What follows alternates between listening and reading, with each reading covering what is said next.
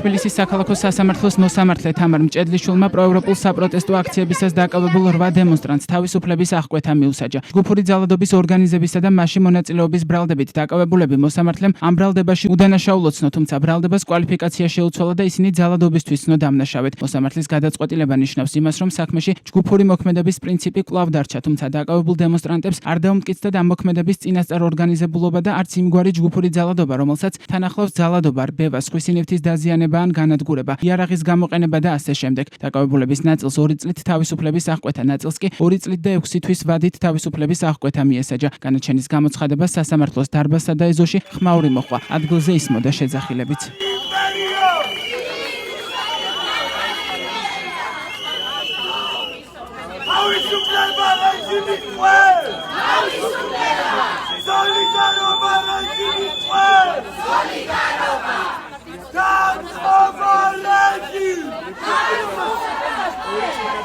მე დღეს დროშა წამოვიღე სახლიდან, რომელიმე პატიმარს მოვახვევ, მეთქი ზურგზე ვიფიქრე. თუ გინდაც ანტონ ჩეჩინი ყოფილიყო, მაგრამ არ გათენდა ეს დღე. იმედია ხვალ კაციას მოვახვევ ამ დროშას მხრებზე. იმედია. აუცილებდა და ესენი სულ იქნებიან დაჩმორებულები. რა ვიცი, საქართველოში თურმე მონობა ადვილია. საქართველოს სიყვარული ყოფილა რთული. ამათვით, ამ შენობასაც დავანგრებ და იმ შენობასაც იქ რო დგას. გველები როზიან შენობაში. გველები, იძინა ივანიშვილის მონები როზიან იმ შენობაში.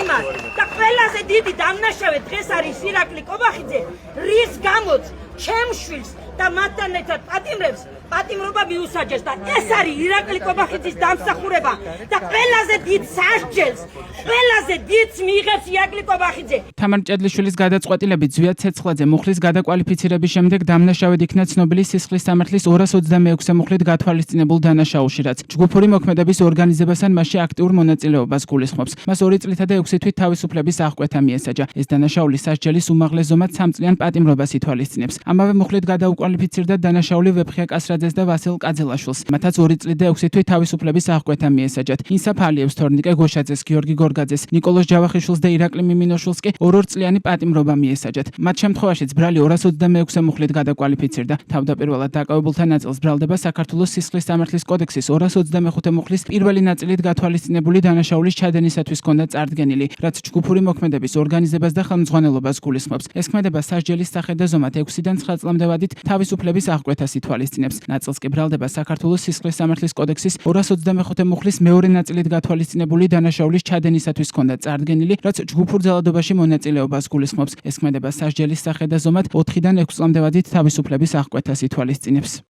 დღევანდელმა სასამართლო გადაწყვეტილება მაჩვენა ის, რომ სასამართლოს არ იყო გამბედაობა იმისათვის, რომ მიიღო ის გადაწყვეტილება, რომელიც უნდა მიიღო.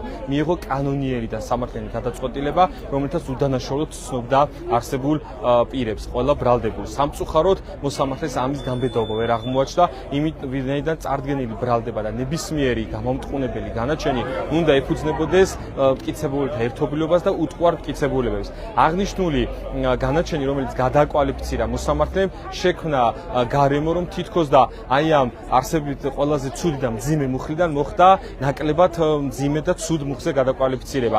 ეს არ არის არანაირი შეღავადი, ეს არ არის არანაირი კომპრომისი, იმიტომ რომ სამართლიან მარცხაჯულებას კომპრომისები არ სჭირდება. წარმოდგენილი მტკიცებულებები, რომელიც უნდა შეფასდეს, უნდა იყოს კანონიერი და უტყუარი მტკიცებულებები და ვერანაირი ეს სტანდარტი ვერ გადალახა აღნიშნულ მტკიცებულება. შესაბამისად, ამ მუხზე გადაკვალიფიცირება ვერ გააკეთილშობილებს სასამართლოს მოქმედებას. ეს არის კრახი მარცხაჯულების და სასამართლოს. ამ საქმეში არ იყო ის მტკიცებულებები წარმოდგენილი, რომელიც არც ერთ შემთხვევაში, არც მეორე შემთხვევაში არ უნდა დამდგარიყო აღნიშნული შედეგი, ვინაიდან საქმეში არ იყოს საერთოდ მტკიცებულებები. ნუ რაც იყო, ხო, ის მეორე ხარისხოვანი მტკიცებულებები, ირიბი მტკიცებულებები და მოგეხსენებათ, კანონი აწესებს, რომ არ შეიძლება გამომტყუნებელ განაჩენს საფუძვლად დაედოს ირიბი ჩვენება, ან ირიბი მტკიცებულება, სასამართლომ რა თქმა უნდა, არ შეიძლება პირდაპირ მტკიცებულებად მივიჩნიოთ ის, რომ მოწმე, რომელიც არ იძახის, რომ ამ კონკრეტულმა პირმა მომაყენა ზიანი, მოწმე ის მტკიცებულება, რომელიც უშუალოდ და პირდაპირ არ მიუთითებს ამ მისი ქმედებით განხორციელებულ და მიზანშედეგობრივ კავშირს და ზიანთან მიმართებაში ჩვენ ვერ ვიმსჯელებთ ამ მტკიცებულების ვერც უტყუარობას და ვერც პირდაპირობაზე.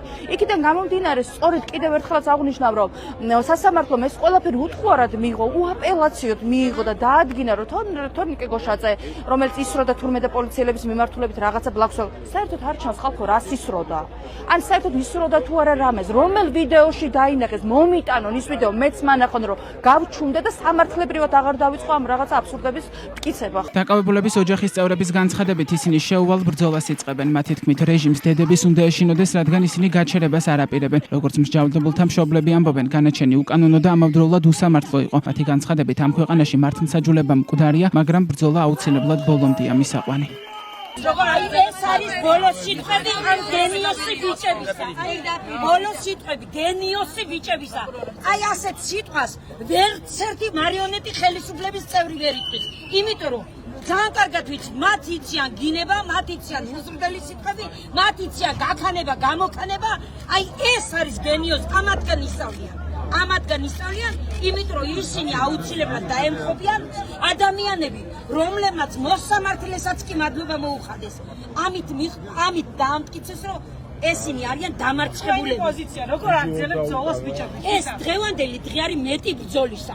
ამათმა მოგწეს ჩვენ იმის შანსი, რომ ვიბრძოლოთ ისე, რომ ესენი ამდენ 9 თვეა ვიბრძვით, 9 თვეა ვცვალობ და ვერ მივახციეთ მიზანს, ხო? გვაჯობეს?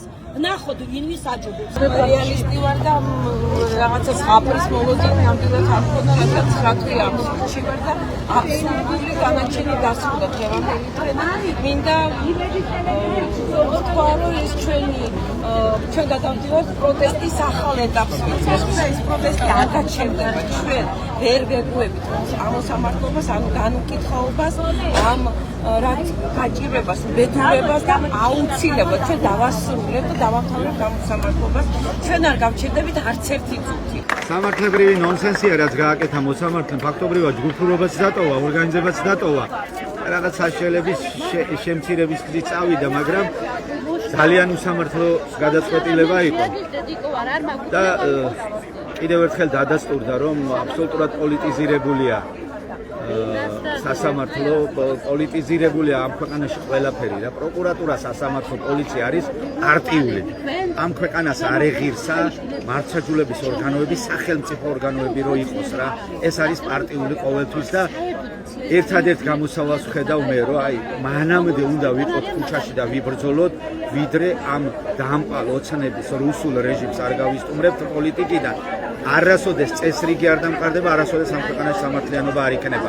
თავისუფლება რეჟიმის ტყვეებს პროევროპულ აქციებზე დაკავებულების მშობლებმა სასამართლოს ეზო ამ შეძახილებით დატოვეს. რუსული სასამართლო!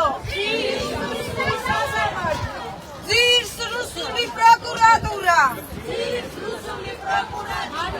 თავისუფლება პოლიტიკეს! თავისუფლება საქართველოს რუსული ოცნებისგან! დიდება გმირე! დიდება ბრძოლას მალე გამარჯვებით! პროკურატურის განცხადებით უწყება სასამართლოს გადაწყვეტილებას, რომლითაც ჯგუფური ძალადობის ორგანიზების ხელმძღვანელობის და მასში მონაწილეობის ბრალდება ჯგუფური მოქმედების ორგანიზებად და მასში მონაწილეობად გადააკვალიფიცირა სააპელაციო წესით გაასაჩივრებს.